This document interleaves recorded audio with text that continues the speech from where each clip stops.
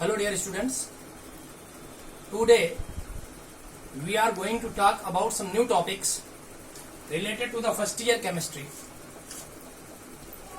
आज हम लोग फर्स्ट ईयर केमिस्ट्री से रिलेटेड कुछ नए टॉपिक्स के विषय में बात करेंगे। पिछले टॉपिक्स पे हम लोग बहुत सारी बातें कर चुके हैं और उन्हीं में एक टॉपिक आया था पिछली बार, एटॉमिक वेट, परमाणु भार।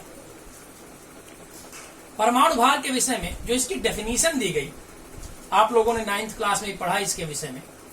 What is atomic wait?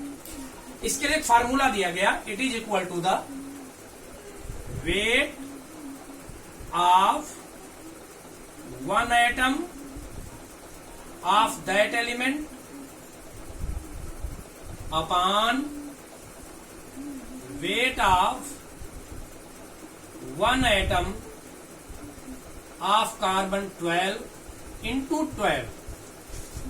मतलब क्या है? मतलब यह है कि किसी भी तत्व का अगर हम परमाणु भार निकालें, किसी एलिमेंट का एटॉमिक वेट निकालें, तो वो उस तत्व के, उस एलिमेंट के एक परमाणु के भार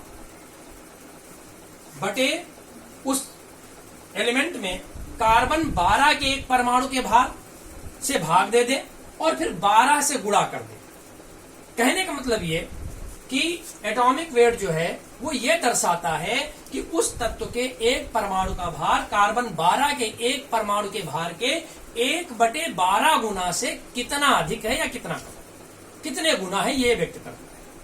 अब यहां पर एक छोटी सी बात है, परमाणु भार और द्रव्यमान संख्या ये दो चीजें होती हैं। जनरली लोग एक ही मानते और एक ही लिखी भी जाती है, मगर याद रखिएगा कि जो परमाणु भार है उसका फार्मूला ये होता है, इस तरीके से कैलकुलेट किया जाता है। मगर जो द्रव्यमान संख्या, जिसे हम लोग मास नंबर कहते हैं, मास नंबर यानी द्रव्यमान संख्या, और अक्सर ये द्रव्यमान संख्या परमाणु भार के बराबर ही मानी जाती है। इसका जो वैल्यू होती है द्रव्यमान संख्या की, ये वैल्यू होती है किसी परमाणु के नाभिक में कितने प्रोटॉन है, प्रोटॉनों की संख्या प्लस न्यूट्रॉनों की संख्या, प्रोटॉन प्लस न्यूट्रॉन। ज्यादातर केसेस में द्रव्यमान संख्या और ये आपका परमाणु भार, ये दोनों बराबर होते हैं ज्यादातर केसेस में, मगर कहीं कहीं डिफरेंस भी होता है। जैसे हाइड्रोजन अगर ले लें तो हाइड्रोजन का जो एटॉमिक वेट है, परमाणु भार, ये 1.008 होता है, जबकि इसकी द्रव्यमान संख्या यानी मास नंबर आप लोग कितनी लेते हैं? 1 लेते हैं। इसी तरह क्लोरीन का परमाणु भार 35.5 होता है, मगर मास नंबर निकाले तो 17 और 18 यानी टोटल आप लोग 35। हालांकि ज्यादातर केसेस में मैंने क्या कहा कि ये दोनों चीजें सेम होती हैं। जैसे कार्बन में इसका मास, एटॉमिक मास भी 12 होता है और मास नंबर भी 12 होता है। नाइट्रोजन ये 14 होता है और ये भी 14 ही होता है। तो ये दोनों बातों का आपको डिफरेंस ध्यान रखना है। अब यहां पर बात अगली आती है, एटॉमिक वेट के बाद अगली बात आती है ग्राम एटॉमिक वेट। इसके आगे हम ग्राम लगा दें, ग्राम परमाणु भार। तो अगर ये एटॉमिक वेट हम ग्राम में एक्सप्रेस करें, इसको ग्राम में व्यक्त करें, तो इसे हम लोग ग्राम एटॉमिक मास कहते हैं। और एक बात बड़ी इंपॉर्टेंट यहां पर बताने वाली है कि किसी भी एटम का जो ग्राम एटॉमिक वेट होता है, जब उसे हम लोग आगे के टॉपिक पढ़ेंगे तो जनरली हम लोग उसको मोल की संख्या के बराबर रखते हैं।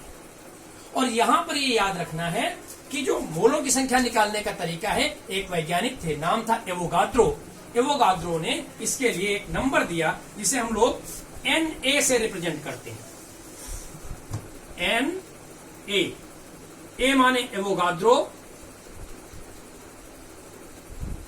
एवोगाद्रोज, और N stands for number, Avogadro's number. और इसका जो मान होता है वो ये होता है कि इसकी वैल्यू 6.023 इंटू 10⁻23, यानी किसी भी एलिमेंट के एक मोल में इतने एटम होते हैं, या अगर हम मॉलिक्यूल की बात करें, अणु की बात करें, तो किसी भी यौगिक के एक मोल में, किसी भी कंपाउंड के एक मोल में इतने मॉलिक्यूल होते हैं। तो यहीं से एक नई डेफिनेशन आपकी बनती है एटॉमिक वेट के बाद मॉलिक्यूलर वेट, परमाणु भार के बाद अणुभार, मॉलिक्यूलर वेट, अणुभार। अब ये अणुभार क्या है? डेफिनेशन बिल्कुल सेम है, खाली जहां एटम आपने लिखा है wait of one atom of that element, वहां पर आप लोग वेट ऑफ वन मॉलिक्यूल कर देंगे, one molecule of that compound.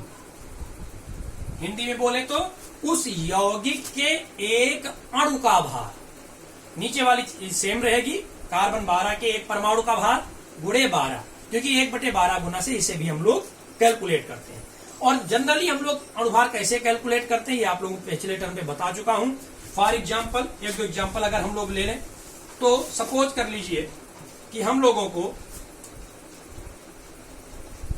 Na2CO3 इसका अणुभार निकालना है। कैसे निकालेंगे? सबसे पहले जितने भी आइटम हैं, जितने एलिमेंट हैं, इनके एटॉमिक वेट को लिख लीजिए। जैसे Na का 23 और आइटम कितने हैं? 2, तो 23 में 2 से गुणा कर दीजिए, प्लस कार्बन, कार्बन में कितने एटम है?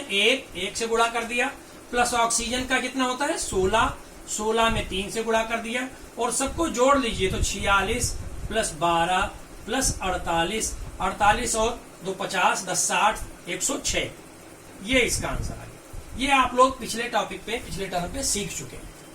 अब हम लोग अगले वीडियो में बात करेंगे लॉज ऑफ केमिकल कॉम्बिनेशन, रासायनिक संयोग के नियम।